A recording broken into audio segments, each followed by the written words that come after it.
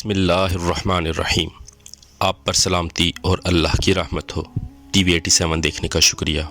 ساتھیو، آپ جانتے ہیں کہ یروشلم دنیا کے 3 بڑے مذاہب اسلام، عیسائیت اور یہودیت کے لیے یکساں مقدس اور اہمیت کا حامل ہے۔ ہزاروں سال کی تاریخ میں اس کے بیشتر نام ملتے ہیں، جن میں یروشلم، جیروشلم، القدس اور ایلیا قابل ذکر ہیں۔ یروشلم بحیرہ روم اور دریائے اردن کے درمیان کی زمین پر کس کا حق ہے؟ یہودی زائونسٹ توریت اور قرآن سے حوالے دیتے ہوئے ثابت کرنا چاہتے ہیں کہ یہ زمین ان کی ہے اور اللہ نے اپنی الہامی کتابوں میں اسے ان کے نام لکھ دیا ہے۔ اپنی ویڈیو میں ان دلائل کو بھی سمجھیں گے اور اس کے بالعکس مسلمانوں کا جوابی موقف بھی جانیں گے۔ یہودیوں کے دلائل کافی دلچسپ اور قوی ہیں، اس لیے اس ویڈیو کو دیکھ کر آپ کو بہت مزہ آئے گا۔ یہودی زائونسٹ رابرٹ اسپینسر نے توریت چیپٹر 13 ورس 15 کا حوالہ دیا، جس میں درج ہے: ابراہیم یعنی سیدنا ابراہیم علیہ السلام کو مخاطب کرتے ہوئے خدا کہتا ہے، اس تمام زمین کے لیے جو تم دیکھ رہے ہو میں تمہیں اور تمہاری نسل کو دوں گا۔ اسی طرح توریت کے چیپٹر 26 ورس 3 میں حضرت اسحاق علیہ السلام کے ساتھ وعدہ دہرایا گیا۔ اسحاق علیہ السلام کو مخاطب کر کے خدا کہتا ہے، میں تمہیں اور تمہاری اولاد کو یہ تمام زمینیں دوں گا اور اس کی تصدیق کروں گا جو وعدہ تمہارے باپ ابراہیم سے کیا تھا۔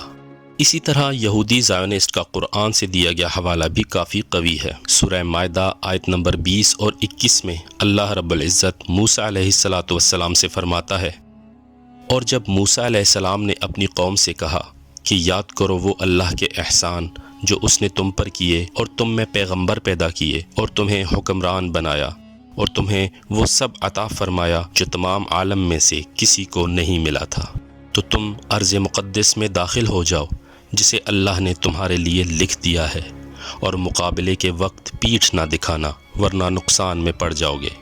یہودیوں کی جانب سے ان احادیث کا حوالہ بھی دیا گیا جس میں اللہ کے آخری نبی حضرت محمد صلی اللہ علیہ وسلم کی جانب سے یہودیوں کی عبادت گاہوں اور ان کی جان کو تحفظ دیے جانے کا ذکر ہے۔ مسلمان اپنا جوابی موقف دیتے ہوئے وہاں سے آغاز کرتے ہیں جب مسلمانوں نے سیدنا عمر رضی اللہ تعالی عنہ کے دور میں پہلی بار یروشلم کو فتح کیا۔ ایک انتہائی دلچسپ واقعہ ہے۔ حضرت ابو عبیدہ ابن الجراح رضی اللہ تعالی عنہ جب یروشلم کا محاصرہ کیے ہوئے تھے، تب بازنطینیوں کے علماء ایک اونچے مقام پر چڑھے اور مسلمانوں سے کہنے لگے، اگر تم قیامت تک بھی ہمارا محاصرہ کر کے بیٹھے رہو تو بھی اس شہر کو فتح نہیں کر پاؤ گے۔ ہمارے پاس پانی اور خوراک کا بھی کبھی فقدان نہیں ہوگا، ہاں مگر ہماری کتابوں اور علم کے مطابق ایک درویش صفت بادشاہ اس شہر کو فتح کر سکتا ہے جو تم میں نظر نہیں آ رہا۔ اس پر حضرت عبیدہ ابن الجراح رضی اللہ تعالیٰ عنہ کی سوچ کام کر گئی۔ فوراً امیر المومنین سیدنا عمر ابن خطاب رضی اللہ تعالیٰ عنہ کو پیغام بھجوایا کہ حضور اگر آپ آ جائیں تو یروشلم فتح ہو جائے گا۔ 700 میل کا سفر، ایک اونٹنی، ایک خادم، اور امیر المومنین نے سفر بھی یوں طے کیا کہ کبھی اونٹنی پر خود سوار ہوتے اور خادم رسی ہاتھ میں پکڑے آگے چل رہا ہوتا، کبھی خادم کو اونٹنی پر سوار کرتے اور خود رسی پکڑ کر آگے چلتے۔ بالآخر منزل کے قریب پہنچے تو اونٹنی پر بیٹھنے کی باری خادم کی تھی۔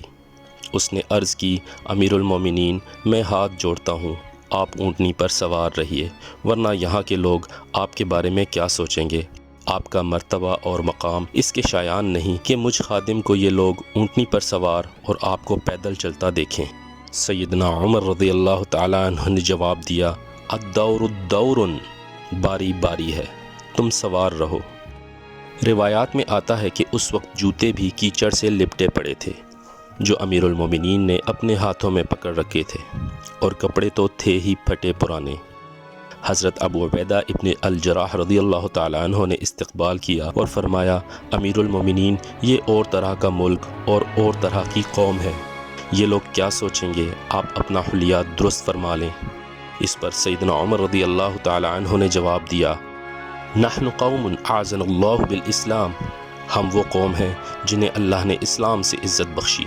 سو اسی حال میں گئے، اور جب بازنطینیوں نے اوپر سے دیکھا اور اپنی کتابوں سے موازنہ کیا تو پہچان گئے اور بنا کسی خون خرابے یروشلم آپ کے حوالے کر دیا۔ یہاں سیدنا عمر رضی اللہ تعالیٰ عنہ نے مشہور زمانہ میثاق عمر تحریر فرمایا۔ اس معاہدے میں آپ رضی اللہ تعالیٰ عنہ نے پہلی بار یہودیوں کو شہر میں داخلے کی اجازت دے دی۔ یہودیوں نے اپنی مقدس جگہ پر پچھلے 550 سال سے قدم بھی نہیں رکھا تھا۔